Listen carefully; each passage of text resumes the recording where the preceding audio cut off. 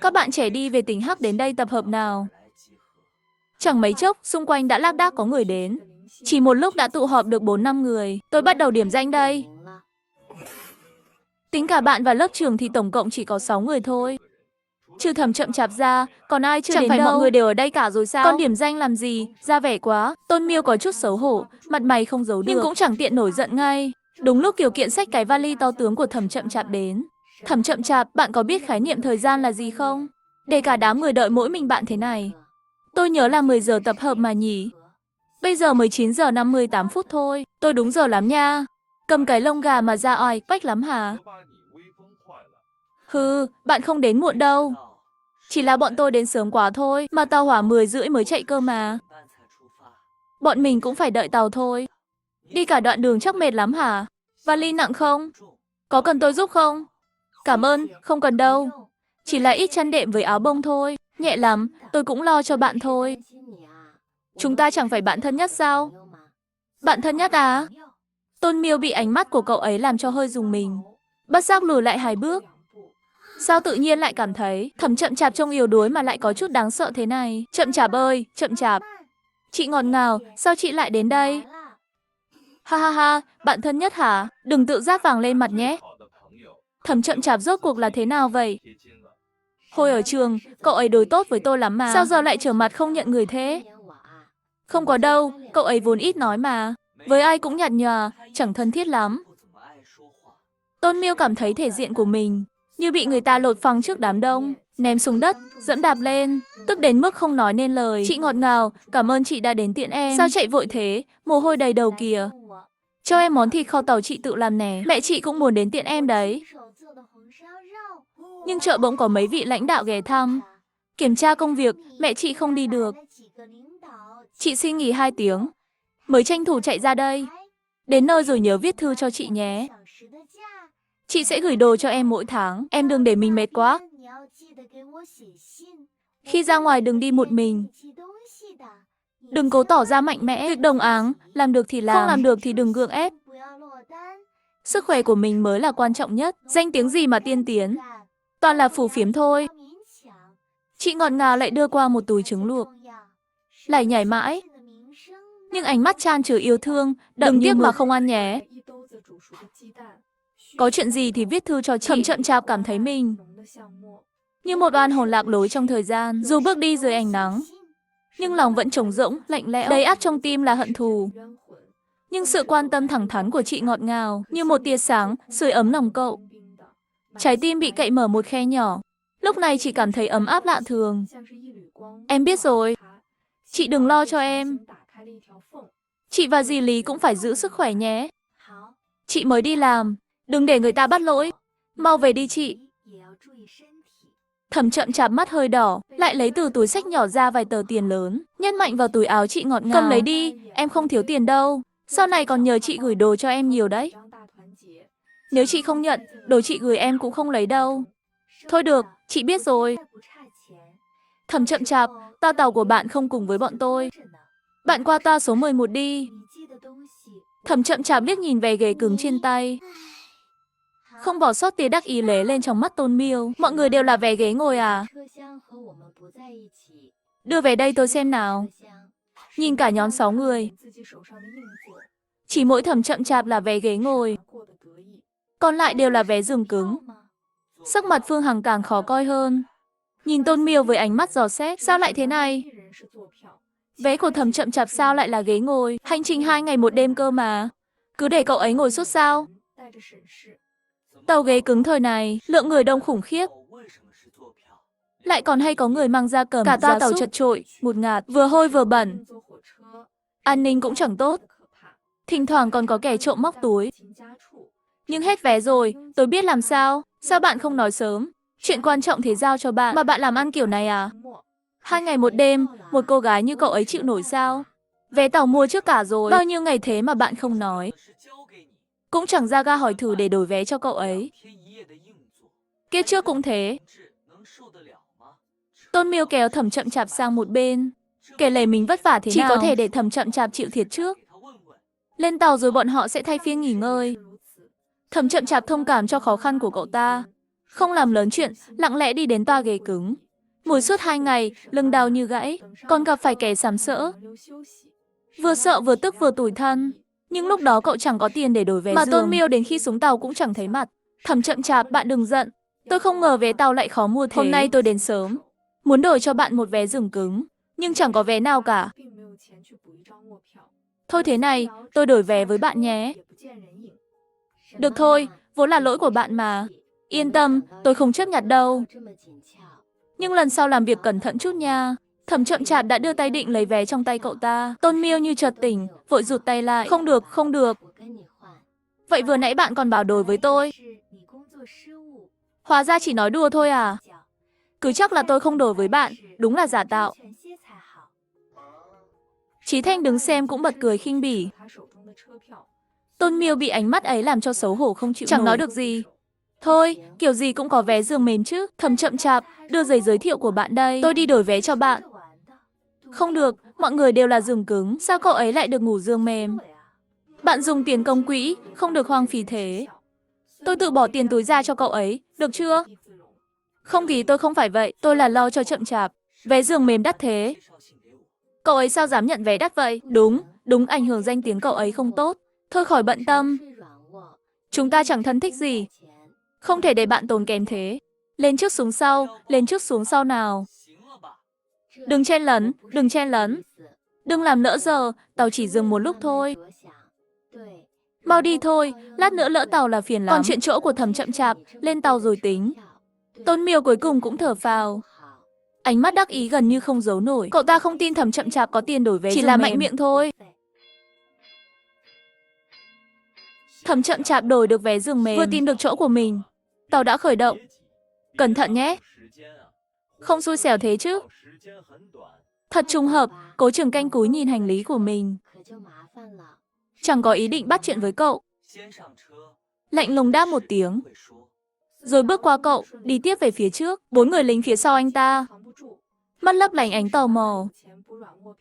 Khẽ liếc nhìn Thầm chậm chạp vài lần. Trao đổi ánh mắt với nhau. Ngượng ngùng cười với Thầm chậm chạp. Thầm chậm chạp lấy bình nước ra. Uống một ngụm nước suối từ không gian. Mệt mỏi cả buổi sáng tan biến ngay. Nước suối trong không gian không chỉ giúp đỡ mệt, mà còn tăng cường thể lực. Cảm thấy sức mình dường như lớn hơn trước. Nếu giờ mà cho Vương Bảo Châu một gậy, chắc chắn một phát là nứt đầu luôn. Thật muốn tìm cơ hội thử xem sao. Thầm chậm chạp thoải mái tựa vào gối, nhắm mắt nghỉ ngơi. Ý thức đã vào không gian làm ruộng. Không gian này không mang được vật sống vào, chẳng thể nuôi gà vịt gì cả. Nhưng Thầm chậm chạp không thấy tiếc. Dù sao được sống lại một lần. Còn sở hữu không gian báu vật thế này đã là may mắn lớn lắm rồi. Đất mới cày được một góc nhỏ. Đã thấy chóng mặt, hoa mắt. Tứ chi rã rời.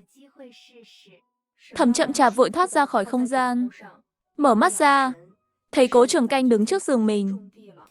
Tay chống nạnh, cau mày nhìn cậu. Chỉ khiến chậm chạp giật mình. Ánh mắt đối phương sắc bén quá. Như thể nhìn thấu hết mọi thứ. Làm cậu có cảm giác bị bắt của tang.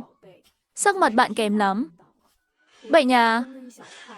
Không, chỉ là mấy hôm nay ngủ không ngon. Nghỉ một lát là ổn thôi. Toa bên cạnh thò ra 2 cái đầu. Mắt sáng rực nhìn Thầm chậm chạp. Ánh mắt lướt qua lướt lại giữa hai người. Chỉ thiếu viết chữ tò mò lên mặt. Cố Trường Canh lạnh lùng liếc qua. 2 cái đầu lập tức rụt lại. Ai, cầm tôi va lệch luôn rồi. Đại ngưu, mắt cậu để đâu thế? Hi hi, uống nước nóng đi. Thầm chậm chạp vội từ chối. Nhớ lần trước anh ta đưa hộp cơm cháo, vẫn còn ở chỗ cậu. Người này tuy nhìn dữ tợn, nhưng lại rất nhiệt tình. Đúng là quân giải phóng nhân dân. Không cần đâu, tôi có bình nước rồi. Cố Trường Canh gật đầu. Nhận lấy bình nước. Rồi đi lấy một bình nước nóng đặt lên bàn nhỏ. Chẳng thèm liếc cậu thêm cái nào. Lúc này, mẹ con Vương Ái Hoa đang ôm thông báo đi vùng quê mà khóc lóc. Họ còn không hiểu gì nữa. Mấy chuyện xui xẻo liên tiếp gần đây đều do Thầm chậm chạp gây ra. Nhìn cậu ta bình thường nhút nhát, ai ngờ lại âm thầm giở trò. Khoảnh khắc này, Vương Ái Hoa tức đến phát điên, hận mình không sớm bóp chắc Thẩm Chậm Chạp, để cái họa này chạy mất. Tức giận dâng trào, Vương Ái Hoa ngã lăn ra đất. Công an cũng rất quan tâm, lại kiểm tra kỹ lưỡng trong ngoài sân nhà, nhưng cũng chẳng tìm ra manh mối gì. Chắc chắn là Thẩm Chậm Chạp, ngoài cậu ta thì còn ai? Tối qua tôi ngủ ở nhà bạn học, chẳng về nhà đâu. Chắc chắn là cậu ta. Cậu ta không muốn tôi được sống tốt. Mình đi vùng quê còn kéo tôi theo, còn quấm hết đồ trong nhà đi. Hừ, rõ ràng là hai mẹ con bà làm chuyện thất đức, vốn là Vương Bảo Châu phải đi vùng quê.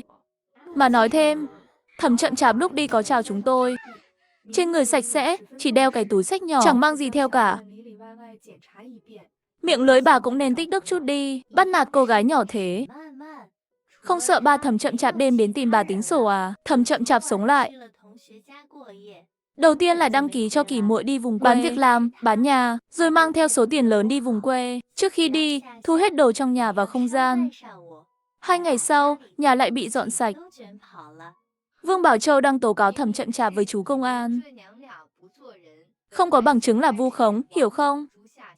Dù người ta không có mặt, người cũng không được bôi nhọ danh tiếng người ta thế. Chuyện này tôi đoán,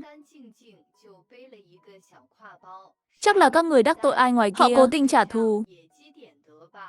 Chúng tôi đắc tội ai được chứ? Ngoài Thẩm Chậm Chạp, còn ai hận chúng tôi hơn cậu ta? Cứ đổ hết cho Thẩm Chậm Chạp. Bà nói xem, các người đã làm gì thất đức, khiến cậu ta hận các người thế? Vương Bảo Châu lập tức im bặt, ấp úng không nói được. Trời ơi!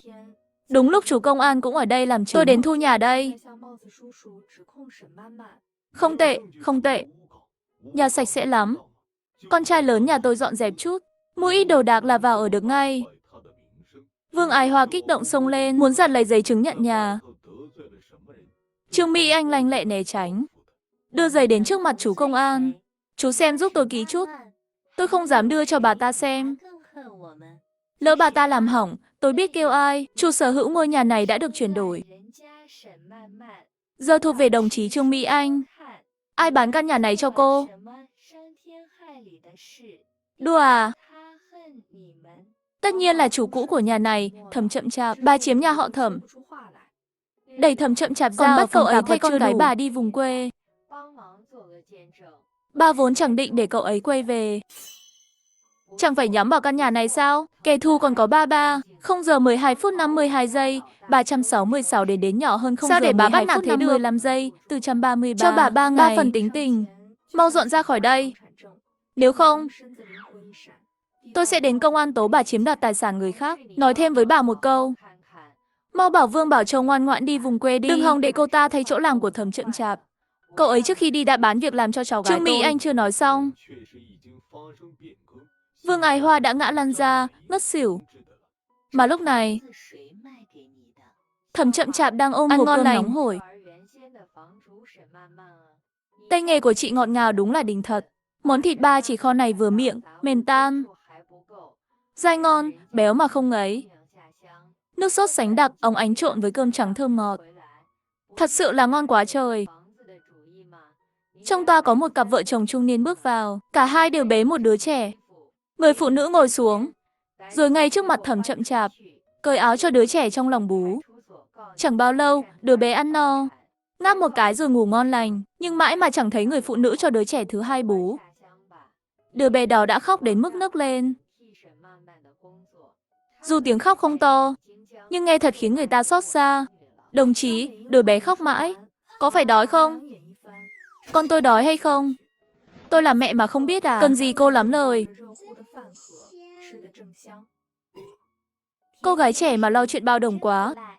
Giọng bà ta không nhỏ, khiến người ta bên thò đầu nhìn. Khi thấy bóng dáng màu xanh quân đội, người phụ nữ rõ ràng sững sờ, lập tức hạ giọng. Mau cho nó bú vài ngụm đi. Khóc làm người ta phiền lòng. Không thấy ảnh hưởng người khác nghỉ ngơi à? Đừng khóc nữa, đúng là đồ đòi nợ. Chỉ thấy người phụ nữ lấy từ túi xách ra bình sữa và một gói bột gạo, tùy tiện pha một chút rồi nhét vào miệng đứa bé. Thái độ trước sau khác hẳn, ánh mắt có phần lảng tránh. Đặc biệt là nhìn nước pha bột gạo. Chẳng có chút hơi nóng nào. Thẩm Chậm Chạp càng nghi ngờ hơn. Thôi, nghỉ sớm đi. Mắt không thấy, lòng không phiền. Lúc này, Thẩm Chậm Chạp chỉ nghĩ, có lẽ người kia trọng nam khinh nữ, đứa bé ở giường bên vẫn khóc lóc không ngừng. Cô gái trẻ mà lo chuyện bao đồng quá. Giọng bà ta không nhỏ chút nào, khiến người ta bên thò đầu nhìn sang. Khi thấy bóng dáng màu xanh quân đội ở toa kế bên, người phụ nữ rõ ràng sững sờ, lập tức hạ giọng xuống. Mau cho nó bú vài ngụm đi, khóc làm người ta phiền lòng. Không thấy ảnh hưởng người khác nghỉ ngơi à? Đừng khóc nữa, đúng là đồ đòi nợ. Chỉ thấy người phụ nữ lấy từ túi xách ra bình sữa và một gói bột gạo, tùy tiện pha một chút rồi nhét vào miệng đứa bé. Thái độ trước sau khác hẳn. Ánh mắt có phần lảng tránh. Đặc biệt là nhìn nước pha bột gạo. Chẳng có chút hơi nóng nào. Nghi ngờ trong lòng càng sâu thêm. Thôi, nghỉ sớm đi vậy. Mắt không thấy, lòng không phiền. Lúc này, Thẩm Chậm Chạp chỉ nghĩ là đối phương trọng nam khinh nữ. Đứa bé ở giường bên vẫn khóc lóc không ngừng. Người phụ nữ ôm đứa bé hay khóc, đi qua đi lại trong toa tàu. Thẩm Chậm Chạp cũng ngủ không yên. Mơ màng, lại mơ thấy chuyện kiếp trước. Lúc này đã là 1 giờ sáng. Dưới ánh đèn hành lang mờ mờ, cậu ngẩng đầu nhìn người đàn ông trên giường đối diện. Không thấy rõ mặt. Đúng lúc anh ta thò một tay xuống, ngón út rõ ràng thiếu mất nửa đốt. Thật sự là hắn. Kiếp trước, Thẩm Chậm Chạp từng thoát khỏi sự kìm kẹp của Vương Ma Tử, chạy vào bếp lấy con dao phay. Đáng tiếc không thể hạ được tên khốn đó. Vương Ma Tử tức giận, liên lạc với một người tên Anh Châu, định bán cậu với giá 200 tệ. Nhưng lúc đó cậu đã bị đánh quẻ một chân, máu me bê bết nửa mặt. Anh Châu thấy xui xẻo, không những không mua, bảo lần sau sẽ giúp hắn tìm một cô gái khỏe mạnh, dễ sinh. Thẩm Chậm Chạp đứng dậy, khẽ liếc nhìn đứa bé đang ngủ. Chị ơi! Nhìn gì thế? Nhìn con chị trông ngoan quá. À, hai người đi đâu thế? Thời này, người đàn ông như anh chịu chi tiền mua vé giường mền cho vợ con, thật hiếm có. Sắc mặt người đàn ông dễ chịu hơn nhiều. Hắn khẽ liếc qua Thẩm Chậm Chạp, ánh mắt mang chút dò xét như xem hàng. Tôi đưa vợ con về quê thăm bà con. Con tôi có làm ồn, ảnh hưởng chị nghỉ ngơi không? Chị đi đâu thế? Không sao, tôi là thanh niên trí thức đi tỉnh Hắc. À, tôi đi lấy ít nước nóng đây. Lấy giúp anh chị một bình luôn nhé. Sao dám phiền chị thế? Chị ơi, tôi đi với chị nhé. Đi gì mà đi? Rảnh quá thì dỗ con bé đi. Không nghe nó khóc cả đêm à? Giọng khàn cả rồi mà chẳng thấy cô thương. Thẩm Chậm Chạp cười hiền lành,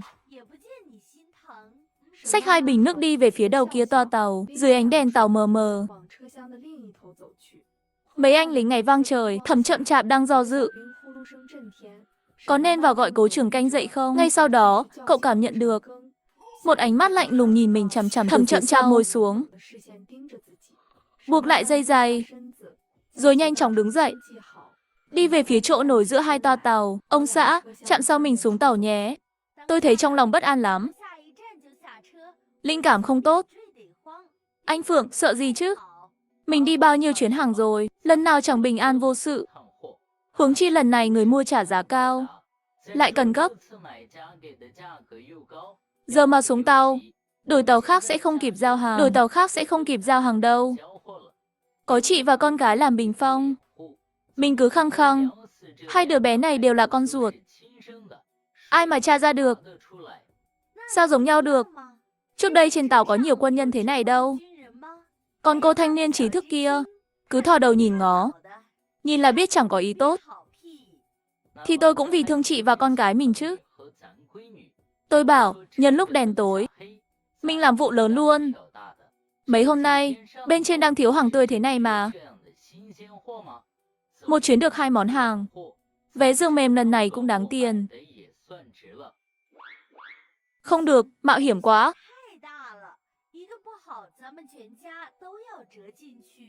Nghe tôi đi, cô gái này trông ngon lành, lại là thanh niên trí thức có văn hóa. Nếu tóm được, Bán lại ít nhất cũng được 1.000 tệ. Mà chị không ngửi thấy mùi thịt kho tàu sao? Nhìn hành lý của cô ta xem. Nhà cô ta chắc chắn không tệ. Chắc hẳn mang theo kha khá tiền và phiếu. Chỉ cần liều làm vụ này, không chỉ bán được giá tốt, còn có thể moi thêm một khoản từ nhà cô ta. Cộng thêm tiền bạc trên người cô ta. Đây đúng là một mũi tên trúng 3 đích. Số tiền này đủ để mình ổn định. Mở một tiệm nhỏ, sống an nhàn cả đời. Người phụ nữ do dự một thoáng, mắt lóe lên vẻ tham lam. Nhìn đứa bé đã ngủ say trong lòng. Cuối cùng gật đầu đồng ý. Làm vụ này xong, mình nghỉ luôn. Những ngày thấp thỏm lo sợ, tôi cũng chán rồi. Trên tàu, Thẩm Chậm Chạp còn gặp một cặp vợ chồng đã bắt cóc một đứa trẻ sơ sinh, mà toa bên cạnh lại có mấy anh lính. Vì sự an toàn của đứa bé, cậu quyết định bí mật cầu cứu các anh lính. Thẩm Chậm Chạp lấy giấy bút từ không gian, viết vài dòng chữ. Khi đi ngang giường của Cố Trường Canh, nhanh chóng ném tờ giấy vo tròn vào chỗ giường của Cố Trường Canh. Bản năng cảnh giác của quân nhân khiến Cố Trường Canh không thể ngủ yên khi ở ngoài. Ngay từ lúc Thẩm Chậm Chạp đi qua hành lang lần đầu, anh đã có cảm giác. Mau chuẩn bị xuống tàu đi. Chưa tới trạm mà. Ôi chị ơi, cảm ơn chị nhiều lắm. Chị đúng là cô gái xinh đẹp, tốt bụng. Gần đây tôi bị hai đứa nhỏ quấy, tính tình hơi tệ. Chị thông cảm nhé. Người phụ nữ khéo léo moi thông tin từ Thẩm Chậm Chạp. Thơ Thẩm Chậm Chạp cũng phối hợp, nhanh chóng tạo hình ảnh một cô gái ngây thơ vừa ra đời. Dễ tin người nhưng gia cảnh khá giả, ngốc nghếch đáng yêu. Hai vợ chồng nhìn nhau cười, quyết định đến điểm đến ban đầu mới xuống tàu. Tiện thể mang luôn con cừu béo này theo. Tàu chậm rãi vào ga. Nhân viên soát vé đến kiểm tra, đối chiếu giấy tàu của mấy người. Cũng không phát hiện điều gì bất thường, còn suýt xoa khen cặp vợ chồng. May mắn sinh được một cặp song sinh. Nhóm của Cố Trường Canh cũng dừng lại ở đây. Dường như rất tò mò về cặp song sinh này. Tới ga rồi, mau đi thôi, trễ là không kịp về đội. Sao thế? Sao họ lại đi rồi? Anh ấy không thấy tờ giấy tôi đưa sao?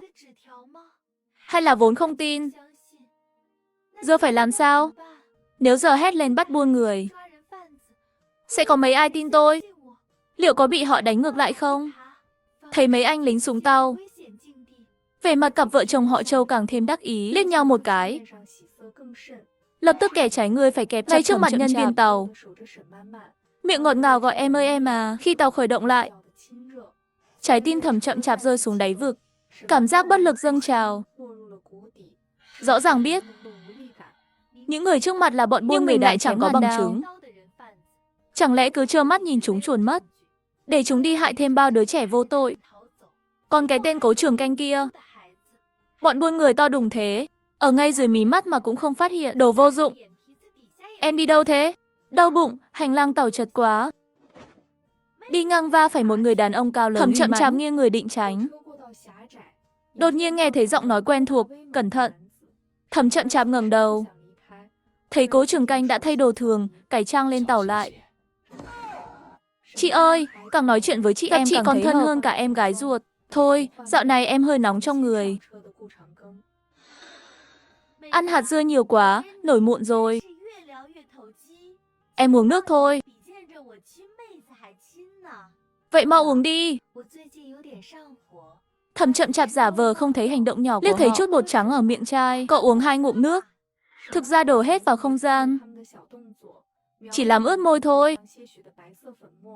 Lần này thì hay rồi. Bọn vô lại này còn dám định bắt cóc tôi. Cuối cùng cũng có bằng chứng chúng là bọn buôn người. Cũng chẳng phải đối mặt với tra hỏi của Cố Trường Canh. Đúng là bằng chứng rõ như núi. Chị ơi, em buồn ngủ quá, hơi chóng mặt. Chắc tại thức khuya nhiều, người hơi yếu. Chị, em ngủ một lát nhé. Được, chị ơi, em ngủ ngon nhé. Chị không làm phiền em đâu. Nhẹ thế. Đi vùng quê mà mang ít đồ vậy sao? Nhẹ là đúng rồi. Chắc chắn mang theo nhiều tiền. Định đến nơi rồi mới sắm đồ. Lần này mình phát tài rồi. Dọn dẹp đi, sắp đến ga rồi. Người đón mình cũng sắp tới. Bán đứa nhỏ này. Cộng thêm món hàng mới lần này. Mình kiếm bộn tiền rồi. Ngay sau tiếng còi tàu, tàu chậm rãi dừng lại ở ga. Mau xuống tàu thôi. Cố Trường Canh nhìn Thẩm Chậm Chạp được diều xuống tàu, cũng hơi sững sờ. Vừa nãy còn hơi nghi ngờ nội dung trên tờ giấy của Thẩm Chậm Chạp. Nhân viên tàu đã kiểm tra kỹ. Giấy tờ của Lão Châu không có vấn đề gì, nhưng giờ thấy Thẩm Chậm Chạp cúi gằm đầu, rõ ràng là bị chút thuốc mê. Không ngờ hai kẻ này gan to thế, giữa lúc này còn dám ra tay với thanh niên trí thức. Thẩm Chậm Chạp rõ ràng biết chúng là bọn buôn người, mà lại không chút phòng bị. Đột nhiên, bàn tay Thẩm Chậm Chạp buông thõng bên người khẽ động đậy. Cô gái này lợi dụng lúc hai tên buôn người gấp rút xuống tàu, lén lút ngoắc tay về phía chúng. Anh lính đi cùng cũng tròn mắt, nhưng cố nén cười. Cô thanh niên trí thức này thật sự thú vị quá. Lá gan cũng lớn kinh người. Anh ba, sao còn có thêm một đứa? Trời ơi, nhìn dáng người này. Cô gái này kiếm bộn tiền rồi. Còn không ngậm miệng lại. Nơi này người đông mắt tạp. Mau đi thôi. Được rồi, được rồi. Tôi đã chuẩn bị xe bò sẵn, người mua đang chờ đấy. Nhóm của Cố Trường Canh lặng lẽ bám theo từ xa. Cho đến khi đám người này rời khỏi đám đông, ngang dễ dọc vào một con hẻm, đến một nhà kho cũ kỹ không nổi bật. Nhìn quanh một lượt, gõ cửa. Đừng để lại làm hỏng việc. Làm xấu thanh danh của tôi. Anh Vương yên tâm. Lần này chúng tôi cẩn thận lắm. Liều thuốc rất nhỏ, chắc chắn không có vấn đề. Mau đưa cho người mua đi, làm hỏng danh tiếng của tôi. Anh Vương yên tâm, lần này chúng tôi rất cẩn thận. Liều thuốc rất nhỏ, chắc chắn không có vấn đề. Mau đưa cho người mua đi,